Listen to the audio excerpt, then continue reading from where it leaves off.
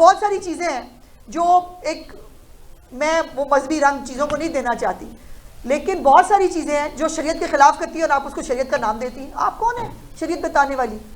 शरीयत वो है जो नबी पाक सल्लल्लाहु अलैहि वसल्लम और उनके अंबिया कराम हमारे और बाकी जो लोग हैं हमारी मुकद्दस हस्ती हैं, वो हमें शरीयत पढ़ा सकती हैं। आप कौन है शरीयत पढ़ाने वाली? अपनी तरफ देखें तो सही। और फिर वो उन्होंने कहा हमने कभी कानून हाथ में नहीं लिया। कानून कहा था उन्होंने, भाई जुल्म भी हुआ है मुल्क के अंदर।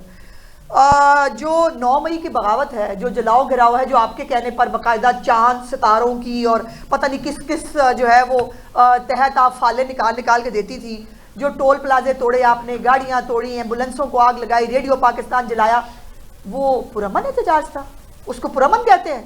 आपने कभी कुछ नहीं किया। और फिर वो उसने कहा इमरान कानून की हुक्मरानी के लिए जेल में है। बाजी अपनी दुरुस्तगी कर लें, इमरान चोरी, करप्शन और बगावत के इल्जामात में जेल में है और वो किसी से बदला नहीं लेगा। अब इसके ऊपर भी उनके आपस बीच में लड़ाई पड़ी हुई है। कोई कह रहे हैं ये कहा ही क्यों कि बदला नहीं लेगा, हमें तो ज़रूर बदला लेना चाहिए। एक मियां मोहम्मद नवाज शरीफ भी थे जिन्होंने तुम पे बहुत एहसानात किए। जब तुम गिरे, तुम्हारे घर भी गए, तुमने एक गिरे हुए, उस तरह वाला गिरा नहीं मैं कह रही, उसको उस तरह मत ले जाइएगा, वो से गिरे थे कंटेनर से। तो उस वक्त भी जो है उन्होंने जाके कहा कि आज इन्होंने मेरी सड़क बना दे बाहर की, वो भी बनवा दी। आपके जो कैंसर हॉस्पिटल पे आज तक तुम सियासत करते हो, वो कैंसर हॉस्पिटल की ज़मीन मियां नवाज शरीफ की दी हुई है। 50 करोड़ रुपया उनके वालिद साहब ने आपको वो बनाने के लिए दिया। आपने उनके साथ क्या किया? बाकायदा तौर पर पूरे ख़ानदान को एक विक्टिमाइज करके, उनके साथ ज्यादती करके तुमने एहसान फरामोशी किया। फिर मियां नवाज शरीफ के अलावा इनके अपने माजिद खान, इमरान खान के कज़न थे, क्रिकेट में लाए थे, आते ही सबसे पहले उसको बोरिया बिस्ता गोल, चलो भाग जाओ। और वैसे मैं, वो दिन दूर नहीं है जिस दिन बुशरा बीबी का बोरिया बिस्ता गोल होता भी देख रही हूँ। और फिर ये है कि ये जो है वो कह रही है कुर्सियों के इक़्तिदार में आते ही इमरान खान अल्लाह को राज़ी करने के लिए इक़्तिदार में आया। अल्लाह इस्तग़फ़ार, मतलब इमरान खान 190 मिलियन पाउंड का डाका मार के अल्लाह पाक को जो है वो खुश कर रहा था। इमरान खान जो लोगों पर आर्टिकल 6 लगवा रहा था, जो इमरान खान लोगों की जो है वो मरियम नवाज शरीफ के सेल के अंदर जो है वो कैमरा लगवा के जो मॉनिटर करके खुश हुआ करते थे दोनों में बीवी, ये अल्लाह पाक को खुश करने के लिए कर रहे थे तुम लोग। ये वो है। और अब मजे की बात, ये जो ग्राफ की 7 घड़ियां चोरी की आपने, और जो बलगारी का सेट था जो मोहतरमा ने अपना जो है वो रिकॉर्ड में ही नहीं लाई, वो वैसे ही खा पी गई। सऊदी अरब बहुत जो है आपके साथ ज्यादती कर रहा था, कोई शर्म नहीं आई इतना अपने एक बरादर मोहसन इस्लामी मुल्क को जो है वो इस तरह से ब्लेम करते हुए। आपने हीरो का कारोबार तो नहीं छोड़ा, उधरों आण दो जरा कुछ आ रहा सी वो आण दो। और फिर वो आपको पता ना, वो ऑडियो भी सुनी है आपने, जो अंदर चीज आ रही है मिलिट्री सेक्रेटरी ने जो सेट भेजा उसका रिकॉर्ड नहीं करना था, जो यहां से घर से बाहर चीज है उसका रिकॉर्ड करना है। ये ग्राफ की और ये बलगारी की जो सेट है, ये चोरियां करने के लिए इक़्तिदार में आए थे। और मजे की बात यह है कि पहला दौरा इमरान खान ने 2018 में सऊदी अरब का ही किया, फिर 2019 में किया, फिर 2020 में किया। और बुशरा बीबी साहिबा जो है अपने पूरे साबका और मौजूदा अहलो याल के साथ वहाँ तशरीफ भी लेके गई। फिर अपनी बेटी की 7 स्टार में शादी भी की, वहाँ पर फोटो शूट भी कराया। और 2021 में दोबारा इमरान खान ने जो है वो सऊदी अरब का दौरा किया और जो इमरान खान ने मांगा उससे कहीं ज़्यादा उसको दे के भेजा गया। जो मुल्क के लिए दिया वो तो दिया सो दिया, लेकिन उसको ज़ाती तौर पर जो तोहफे दे के भेजे, तुमने उन तोहफों का कारोबार किया। तुम दोनों में भी बंटी और बबली की जोड़ी जो है, जिनको मैं हमेशा कहती हूँ, वो बंटी बबली की जोड़ी जो है वो कारोबार करती रही हीरो का। और उसके बाद तुम्हें ये इल्ज़ाम लगाते हुए शर्म नहीं आई। और जो सबसे इंटरेस्टिंग बात है, मज़ेदार, वो उन्होंने जजों को भी है और वकीलों को भी पैगाम दिया कि आप बाहर निकलें और आपको बाहर निकलना चाहिए और जो है इस्तीफ़े दे देने चाहिए। और दूसरा जो उनका बात का मकसद था कि इस्तीफ़े अगर नहीं देने तो कागजी कार्रवाई जो है ना वो पूरी करो, जो उनको मिल रही है हर जगह से कागजी कार्रवाई उनको पूरी करके मिलती है। वो जो भी कर ले इस मुल्क के अंदर उनको जो है वो कोई पूछने वाला नहीं है। और सबसे इंटरेस्टिंग बात थी, उन्होंने कहा 72 साल के हो गए हैं इमरान खान साहब, उनका भी दिल चाहता है वो इंजॉय करें, उनका भी दिल चाहता है वो टीवी देखें। बाजी पहले फैसला कर लें, वो इंजॉय करने के लिए बाहर आना चाहते हैं कि वो जो मुल्क के अजीम रहनुमा हैं, वो मुल्क की अजमत में कुछ 4 चांद लगाने के लिए बाहर आना चाहते हैं। उनके हाथों इस मुल्क का बेड़ा गर्क हुआ है, जब भी हुआ है। और जब कोई इस मुल्क के अंदर बेहतरी होने लगती है, ये फसाद का एलिमेंट लेके आ जाते हैं। अब बेलारूस के जो है वो प्रेसिडेंट आ रहे हैं, जिनके साथ बहुत सारे मुआहदे होने हैं हमारे। आपने एग्जैक्ट वो दिन जो है वो निकाल के रखा है जो कि आपने उसके अंदर उस पर फसाद करना है। वो गुलेले, कांच के टुकड़े, वो तालिबान, वो अफगानी, वो सारे। और कल जो है वो 10 लोगों को गालिबन सज़ा भी हुई है 9 मई के केसेस के अंदर। बड़ी देर की मेरे बात आते, इन लोगों को अगर पहले ही सज़ा मिल गई होती तो इनकी इतनी शय ना बड़ी होती। और अब जो लीडर से वफादारी का इम्तिहान वो दिला रही है ना सबको, बाजी पहले तो इम्तिहान आप दें। सबसे पहले चैरिटी भी बिगिंस एट होम होती है, तो मेहरबानी करें ना आप निकले बाहर। अपने बुलाए इब्राहिम और दूसरा कौन है, मूसा बुलाए उसको। उसके बाद कासिम और सलमान को बुलाए, इनको कहें आगे करें, ये लीड करें उनको। गंडापुर अपने बच्चे लेके आए ना, दूसरों के बच्चों को जो है वो आप बुला रहे हैं। और वो बाकायदा तौर पर एक मैंने वो दिखाया थी ज़रा, जो एक रिपोर्ट्स आई थी कि जी वो छूट गए हैं, हमने पता नहीं कितने हज़ार लोग इस्लामाबाद में पहुंचा दिए हैं। चलिए ये पहले सुन लें बैरिस्टर सैफ ने कल क्या कहा है। वो निकल ही है और वो उनका नुक्ता नजर है। ये तो और अच्छी बात है अगर फर्ज करें, और अच्छी बात है खान साहब से नाराज है कि हम शरीयत ला रहे हैं। हाँ। तो मैं तो समझता हूँ कि खान साहब को उनके रोके की जरा इस बात पे सवाल करना चाहिए कि शरीयत देखें जी, अब ये शरीयत ला रहे हैं। अब अगर मैंने शरीयत की डेफिनेशन यहाँ करनी शुरू की ना, तो मैं तो खातून हूँ, मुझसे बात पूरी की नहीं जाएगी, आपकी खुद की नज़रें झुक जाएंगी। जिस तरह की शरीयत ये लाते हैं, ये जिस तरह की शरीयत ये ला चुके हैं, और जिन चीज़ों को शरीयत का खुदा न खास्ता नाउज़ुबिल्लाह नाम देते हैं, ओ भाई तुम कहाँ, शरीयत कहाँ? वो खुदा का खौफ करो, शरीयत लाने वाले तुम हो कौन? शरीयत लाने वाले लोग पता है कौन होते हैं? शरीयत कौन लाता है? तुम जैसे खाकी गुनहगार लोग शरीयत ला सकते हैं? तुम शरीयत के ठेकेदार बन गए हो। अपनी चार्जशीट तो देखो, अपने गिरेबानों में झांको तो सही, तुम हो क्या और तुम शरीयत लाने निकले हो। और तुम ऐसे मुल्क को जहाँ से शरीयत शुरू होती है, तुम उस मुल्क में से शरीयत ख़त्म करने के जो है वो दावे कर रहे हो। वो ज़रा दूसरा लगाएं जी, वो जो हम पहुँच चुके हैं वो क्या है वो ज़रा कि वहाँ पर जो इन्होंने वो कहा, ये फैज़पुर जो हमारा वो है फैज़ाबाद, ये वो उस पर अभी खबर चली कुछ चैनल्स के ऊपर कि जी बंद है फैज़ाबाद जो है वो चल रहा है, ये पूरी रोड जो है वो चल रही है। लेकिन ये मैं ज़रूर कह दूँ कि अमन व अमान की सूरत हाल को बरकरार रखना सूबाई और वफाकी हुकूमतों की जिम्मेदारी है। जब एक मुकम्मल ट्रैक रिकॉर्ड एक दहशतगर्द तंजीम का मौजूद है कि वो जब निकलते हैं दहशतगर्दी करते हैं, फसाद करते हैं, उनके रहमो करम पर आम आदमी की जान और माल की सलामती जो है उसको छोड़ा नहीं जा सकता। जो हमारे बस में है वो बिल्कुल करेंगे, और कतई तौर पर इनको वफाक के अंदर दंदनाने का जो है वो मौका नहीं दिया जाएगा। और इस्लामाबाद हाई कोर्ट बड़ा क्लियरली इस बारे में हुक्म जारी कर चुकी है कि किसी भी तरह कोई धरना, कोई फसाद, किसी किस्म का हालात को ख़राब करने की इजाज़त किसी एक पॉलिटिकल पार्टी को नहीं दी जाएगी। इनको कोई जगह दे दें या वहाँ बैठ जाएं। अगर इनको सियासत करनी आती होती तो आज ये प्रॉब्लम ही ना होते।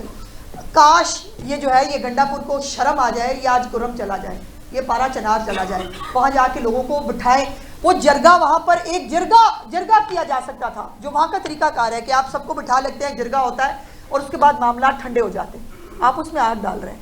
अभी जो आयमा कराम के नाम पर आपने 2 अरब रुपया बांटा है, इसका जवाब कौन देगा? ये इमरान खान साहब के वालिद साहब का पैसा है, या गंडापुर के वालिद साहब का पैसा है, या बुशरा बीबी के वालिद साहब का पैसा है? ये किसके वालिद साहब का पैसा है जो आप इस तरह से बांट रहे हैं? और ये 2 अरब रुपए से होगा क्या? सवाल ये है, ये 2 अरब रुपया आप लोगों को जो है वो गैर मुल्की लोग जिनको आपने पहले लाकर बसाया है केपीके के अंदर, आज वो हालात ख़राब कर रहे हैं। और ये देखें, हम आ गए हैं, तेरी औकात नहीं आईजी, ये देखें। और ये पीटीआई के अपने जो है ट्विटर हैंडल के ऊपर ये तस्वीर लगी है। अब इसके बाद क्या करें? हम सरेंडर कर दें, हम कहें जी आप आ गए, हम आपको फूल फेंकते हैं आपके ऊपर। तो जो आपके साथ करना चाहिए आपके साथ वही करेंगे इंशाल्लाह। बारी बारी के 6 माह से लेकर 72 साल तक के बुजुर्ग को निशाना बनाया गया खुरम में, और दूसरी जानिब जो केपीके के वज़ीर आला है वो अब तीसरी बार पंजाब में आ रहे हैं। तो क्या आप समझती हैं कि केपीके में अब वंडर राज का वक्त आ चुका है? और दूसरा, क्या वज़ीर आला पंजाब ने वज़ीर आज़म पाकिस्तान से केपीके के हुकूमत की मुसलसल चढ़ाई पर खतों किताबत की है?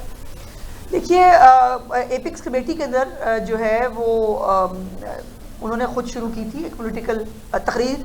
उस तकरीर का उनको ख़ास जवाब तो नहीं मिला मेरी इत्तलात के मुताबिक। और चीफ मिनिस्टर साहब ने तो कल लाइव भी जो है वो प्राइम मिनिस्टर सामने बैठे थे, उन्होंने कहा कि ये जो कुछ हो रहा है ये देखिए बात यह है कि खाली KPK के तो उनको परवाह नहीं, कुरम में आग लग रही है, बन्नू में जो है वो रोते हैं, हमारे सिक्योरिटी के लोग जो है उनको उठा के ले जाते हैं, उनको अगवा कर ले जाता है, उसको फिक्र नहीं है।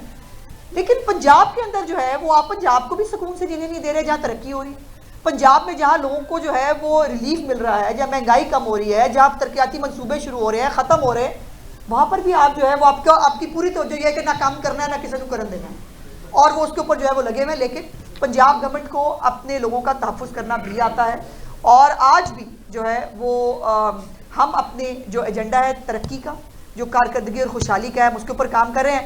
इन फसादियों के साथ निपटना हमें पुराना आता है, वो हम देख लेंगे। अच्छा, ये बता दें कि रेंजर्स खिदमात दी गई, फौज की खिदमात के हवाले से लेटर्स सोशल मीडिया में भी चलते रहे और मेन मीडिया में भी, कितनी नफरी लाहौर और रावलपिंडी। मेरी गुजारिश ये है कि सोशल मीडिया पे जो चीज़ चल रही होती है राव साहब वो दुरुस्त नहीं होती, तो जो भी चीज़ ऑथेंटिक होगी इंशाल्लाह मैं खुद आपके साथ शेयर करूँगी, लेकिन इसमें कोई दूसरी राय नहीं है। जैसे मैंने कहा कि अमन अमान की सूरत हाल बरकरार रखने के लिए अगर आपको रेंजर्स की या किसी इदारे की जो है हेल्प चाहिए तो वो सूबाई हुकूमत के पास ये इख्तियार मौजूद है, और चीफ मिनिस्टर साहिबा जब ये बेहतर समझेंगी इंशाल्लाह वो जो है इसके ऊपर जो भी प्रोग्रेस होगी मैं आपके साथ शेयर करूँगी। मैडम ये बता दीजिएगा कि KPK की बदतरीन सूरत हाल है, वो आपकी जिम्मेदारी भी है। 2 अरब रुपए का सवाल कोई पूछेगा मुझे? 2 अरब रुपए का सवाल भी आप ले लें साथ ही, क्या वहाँ पर इतनी बदतरीन सूरत हाल है तो गवर्नर क्यों हक लगा दिया? दूसरा सवाल ये है कि दहशतगर्द तंजीम को कब रोका जाएगा? हुकूमत ने ये फैसला किया था कि इसको दहशतगर्द। बात यह है भाई, बात यह है कि हुकूमत तो आगे भेज सकती है ना, ये फैसला अदालतों ने करना होता है, और ख़ासतौर पर दहशतगर्द तंजीम के हवाले से तो सुप्रीम कोर्ट ऑफ पाकिस्तान जो है उसके पास ये इख्तियार है कि वो ये कर सकती है। अब मेरा सवाल ये है कि जो हमारे जजेस कराम हैं जिनको बाकायदा फतवा भी आया है कि जज जो है वो भी बाहर निकल आएँ और वो वो इसमें शामिल हो जाएं, या फिर जो है वो जिस तरह से इनको पैटर्नाइज किया जाता है, जिस तरह से अबूरी ज़मानतें, मैं खुद वकील हूँ, मैंने 1.5 साल अबूरी ज़मानतें चलती हुई हमने तो किसी केस में नहीं देखी, हमने रिमांड की स्टेज पे केस ख़त्म होते हुए नहीं देखे, हमने जो है वो तमाम तर फसाद के बावजूद, एक ट्रैक रिकॉर्ड के बावजूद उनको जो है फासली ज़मानतें, और दूसरे सूबे में जाके आपके खिलाफ केस दर्ज हुआ है किसी और सूबे में, जमानत आपको मिलेगी जाके दूसरे सूबे में। ये कहाँ होता है भाई? ये क्या हो क्या रहा है? ये मॉकरी ऑफ लॉ है। और अगर ये मुल्क को बचाना सिर्फ जो है वो सिक्योरिटी नाफिज करने वाले इदारों और हुकूमत का काम नहीं है, मीडिया का भी काम है। आपको भी गलत को गलत कहना चाहिए, आपको भी फसादी को फसादी कहना चाहिए, दहशतगर्द को दहशतगर्द कहना चाहिए, और इसी तरह जो हमारी अदलिया है उसको भी हमारे हाल पर रहम करना चाहिए। इतनी मोहब्बत में ना जो है आगे निकल जाए कि मुल्क की मोहब्बत कहीं पीछे रह जाए और बाकी मोहब्बतें आगे निकल जाए। बारी बारी चलती हैं, बारी बारी जब ज्यादा पुरअमन चीजें होती हैं, जब सीसी होने को इख्तियार की खाल दे दी जाती है, जब चाइना को वज़ीर-ए-आज़म ने आना तो कार की इख्तियार की खाल दी जाती है। ये मोस्टली उस वक्त ज्यादा एक्टिविटीज होती हैं जब अमन हो और जब ज्यादा खुशहाली की तवक्को की जा रही होती है। दूसरा ये बताइए कि इदारों को बड़ा बड़ा जजों के मतलब भी बयान दिए जा रहे हैं, उनको भी कारें दी जा रही है, तो क्या हुकूमत इस हवाले से फिर नोटिस लेगी कि एक तो देखिए जो तो जजिस कराम हमारे मोहतरम जिन्होंने ज़ाहिर सभी हलफ लेते हैं और सब ने पाकिस्तान से वफादारी का हलफ लिया है, कानून और आइन की बालादस्ती का हलफ लिया है, मैं नहीं समझती कि कोई भी जज किसी पॉलिटिकल एक्टिविटी के अंदर शामिल हो सकता है या होना चाहिए। अभी तो चीफ सेक्रेटरी जो है वो KPK उन्होंने भी जो है वो उनको पहले वफाक ने ख़त लिखा था और उन्होंने भी ख़त लिखा है अपने इदारों को कि कोई भी पुलिस के लोग हैं या कोई भी और सरकारी मुलाजमीन जो है वो पॉलिटिकल एक्टिविटी में शामिल नहीं हो सकते। तो या तो पॉलिटिकल एक्टिविटी में जो शामिल होंगे वो पॉलिटिकल लोग होंगे, उनको फिर अपनी मुलाजमतों पर नहीं रहना चाहिए। और ये नहीं हो सकता कि एक तरफ आप सरकार से पैसे ले रहे हैं सरकार की ड्यूटी करने के लिए, दूसरी तरफ आप सरकार के खिलाफ फसाद में उसको इस्तेमाल करने के लिए आ रहे हैं। ये नहीं हो सकता, ये नहीं होगा। मैडम ये बताइएगा पारा चनार में प्राइमरी जो जिम्मेदारी है वो प्रेफरेंशियल गवर्नमेंट की है कि वो अमन अमान को वहाँ पर बरकरार रखे, लेकिन कई दहाइयों से एक मखसूस मजहबी सोच के हामिल लोगों को निशाना बनाया जा रहा है। क्या रियासत की रिट वहाँ पर नहीं है या रियासत के पास टाइम ही नहीं है कि उन लोगों को तहफ़्फ़ुज़? देखिए फिर आपने भी वही बात की जो वो इस वक्त सोशल मीडिया पे तमाम तर गंडापुर की नालायकी और नाअहली जो इस मामले को कैटर करने के लिए उसके ऊपर पर्दा डालने की कोशिश की जा रही है। सवाल यह है कि वफाकी हुकूमत इस्लामाबाद से चल के आए, फौज जो है जो पहले बेचारी वहाँ मौजूद है, मर रहे हैं उनके लोग, शहादतें दे रहे हैं लोग, हमारे शहरी जो है वो शहीद हो रहे हैं, आप सूबाई हुकूमत को जो है वो कोई फिक्र ही नहीं है। आज मुझे पता चला शायद बैरिस्टर सैफ और IG साहब को आज अभी घंटा पहले उनको ख्याल आया कि उनको कुर्रम जाना है। गंडापुर के पाँव में मेहंदी लगी है, वो नहीं जा सकता है कुर्रम। क्यों जाके वहाँ जिरगा नहीं किया उसने, क्यों जाकर वहाँ हालात ठीक नहीं किए? और आपकी इत्तला के लिए KPK के जो डायनामिक्स है ना वो मुख्तलिफ है। वहाँ पर पुलिस ये फलाना की बजाय जिरगे काम करते हैं, वहाँ पर मिल के साथ बैठ कर जो है वो चीज़ों को कैटर करना आसान होता है। लेकिन बात यह है कि तवज्जो होना किसी को फिक्र हो तब है। पंजाब पर बार बार एक सूबे का वज़ीर आला चढ़ाई करता है, क्या पंजाब हुकूमत ने बतौर हुकूमत कोई तहरीरी तौर पर वफाक को कहा है कि जिस शख्स को रोका जाए या इनको रोकने के इंतजाम किए जाए? एक दूसरा, आपने शुरू में कहा कि लाशों की सियासत कर रहे हैं वो, तो लाशों की सियासत वो ना कर सकें पीरे तरीके पीरे शरीयत, तो उनको रोकने का कोई तरीका? यही तरीका जो अब किया जी कि हमने जो यहाँ से शरपसंद इकट्ठे करके जो उन्होंने ग्रुप शुरू बनाए हैं, जो यूथ के नाम के ऊपर जो दूसरों के बच्चे जो है, जो अभी भी 9 मई के बच्चे बहुत सारे जेलों में सड़ रहे हैं, इसी तरह दूसरों के बच्चों को लाना चाहते हैं, कई गोलियां चलाएंगे। और पंजाब गवर्नमेंट की तरफ से तो बहुत कैटेगोरिकली मैं आपको बताना चाहती हूँ कि पिछली दफ़ा भी इनके लोग ज़ख्मी नहीं हुए थे। पंजाब पुलिस के 40 एहलकार जो है वो ज़ख्मी हुए थे, कांच की टुकड़ों के साथ भी, जो वो कैंचे डाल के जो ये गुलेलों के साथ मारते रहे। और इनकी खुद की मैंने आपको वीडियोस दिखाई थी, तस्वीरें दिखाई थी, जिसमें ये गन्स लेकर, और ये निकलते भी गन्स लेकर हैं। इनका वैसे भी रिवायत है गन लेकर निकलना, तो सियासी एक्टिविटी गन्स लेकर नहीं होती है इस्लाम का। और इसलिए जो भी कानून को हाथ में लेगा उसके साथ बिल्कुल वही सलूक करेंगे जो खारजियों के साथ और दहशतगर्दों के साथ करते हैं, और इनको बिल्कुल किसी सूरत दंदनाने का मौका नहीं देंगे। सवाल ये ले लें कि मुस्लिम लीग नून समेत पीपल्स पार्टी एहतजाज करते रहे, हमने कभी मोटरवे को बंद होते हुए नहीं देखा, रिंग रोड को बंद होते हुए नहीं देखा, तो मुस्लिम लीग नून क्या मिसाल कायम कर रही है?